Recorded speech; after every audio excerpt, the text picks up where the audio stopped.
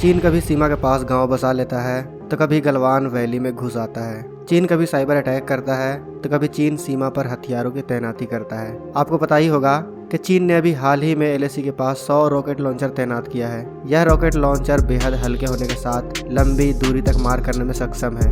अगर हम चीन द्वारा तैनात की गई रॉकेट लॉन्चर के मारक क्षमता की बात करें तो यह 72 किलोमीटर तक मार करने में सक्षम है। चीन द्वारा तैनात की गई रॉकेट लॉन्चर से यह साफ पता चलता है कि चीन भारत को धौंस दिखा रहा है, लेकिन यह धौंस तब धरी की धरी रह गई दोस्तों, जब भारत ने चीन को जवाब उसी के अंदाज में दिया। चीन ने कभी सोचा नहीं था कि भारत उसके साथ ऐसा भी करेगा। दरअसल भारत और चीन के बीच युद्ध की संभावना तेजी से बढ़ती जा रही है। अभी हाल ही में चीन ने 1-2 नहीं बल्कि पूरे 100 रॉकेट लॉन्चर तैनात कर दिया है। इसे देखकर अंदाजा लगाया जा सकता है कि चीन युद्ध की तैयारी कितनी तेजी से कर रहा है। लेकिन शायद चीन भूल गया है कि वह जिस भारत से भिड़ने की सोच रहा है वह 1962 वाला नहीं बल्कि 2021 का भारत है।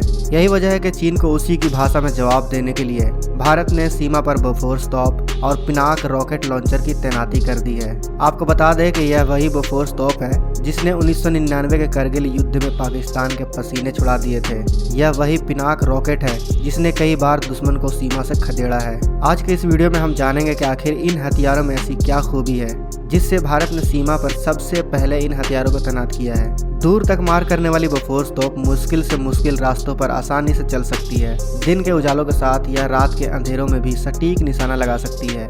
बोफोर्स तोप दुश्मन के लिए कितना खतरनाक है अब इस बात से अंदाजा लगा सकते हैं कि करगिल युद्ध में जब हमारी सेना चोटियों में बने बंकरों में छिपे दुश्मन पर हमला कर रही थी तो उनकी बंदूकें बहुत ऊंचाई पर बने बंकरों तक नहीं पहुंच पा रही थी, जबकि ऊंचाई पर छिपे दुश्मन आसानी से हम पे हमला कर पा रहे थे। कारगिल युद्ध की यह समस्या हमारे सैनिकों के लिए सबसे बड़ी चुनौती साबित हो रही थी। उस वक्त बोफोर्स का सहारा लिया गया। इस तोप से ऊंचाई पर छिपे दुश्मनों पर निशाना लगाया गया। बोफोर्स तोपों ने तोलेलिंग की चोटी के साथ द्रास सेक्टर की हर चोटियों में छिपे दुश्मन पर निशाना लगाया। बोफोर्स ने दुश्मन को ऐसा मजा चखाया कि 13 जून 1999 को दुश्मन तोलोलिंग पहाड़ी छोड़कर भाग खड़े हुए।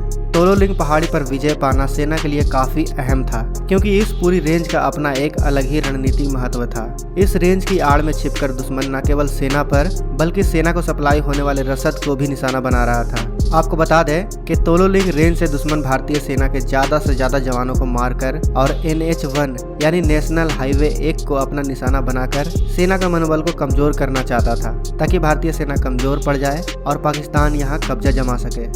आपको जानकर हैरानी होगी कि बोफोर्स तोप की गिनती दुनिया के सबसे घातक तोपों में होती है।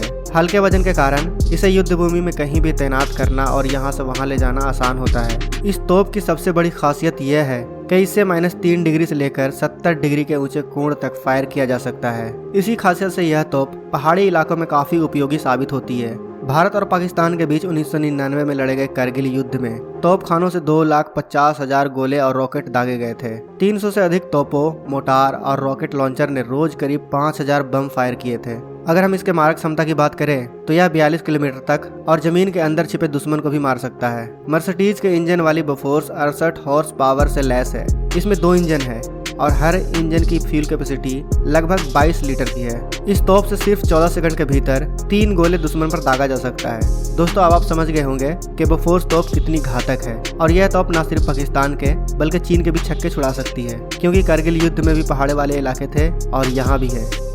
अब हम बात करते हैं LAC पर भारत द्वारा तैनात किए गए दूसरे हथियार पिनाक रॉकेट लॉन्चर की। 1980 के दशक में DRDO ने पिनाक मिसाइल सिस्टम को विकसित करना शुरू कर दिया था। इसका नाम भगवान शिव के धनुष के नाम पर रखा गया है। पिनाक असल में एक आर्टिलरी रॉकेट सिस्टम है जिसकी रेंज 37.5 किलोमीटर है। पिनाक रॉकेट को मल्टी बैरल रॉकेट लॉन्चर से छोड़ा जाता है। यह लॉन्चर सिर्फ 44 सेकंड में 12 रॉकेट छोड़ सकता है। भगवान शिव के धनुष पिनाक के ऊपर नाम रखे गए इस सिस्टम को भारत और पाकिस्तान से सटी सीमा पर तैनात करने के मकसद से बनाया गया था। पिनाक मूल रूप से मल्टी बैरल रॉकेट सिस्टम है जिससे सिर्फ 44 सेकंड में 12 रॉकेट एक साथ दागे जा सकते हैं। पिनाक सिस्टम के एक बैटरी में 6 लॉन्च व्हीकल होते हैं, साथ ही loader system, radar with network system और एक कमांड पोस्ट होता है। एक बैटरी के जरिए 1x1 किलोमीटर के एरिया को पूरी तरह ध्वस्त किया जा सकता है। आप ही सोचिए दोस्तों, दुश्मन अगर भारत पर हमला बोल दे तो यह रॉकेट सिस्टम कितना काम आएगा भारत को। इस सिस्टम के जरिए दुश्मन के खेमे को तितर बितर किया जा सकता है, साथ ही दुश्मन के खेमे को तबाह भी किया जा सकता है।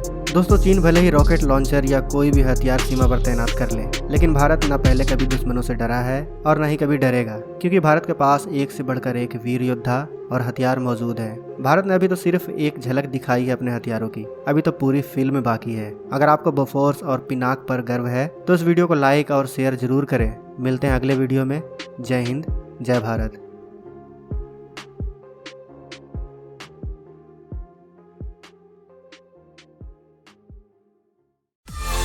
दोस्तों, अगर आपको ये वीडियो पसंद आए तो वीडियो को लाइक करें, सब्सक्राइब करें और इस घंटे को बजाय ऑल प्रेस करें हमारी वीडियो सबसे पहले देखने के लिए।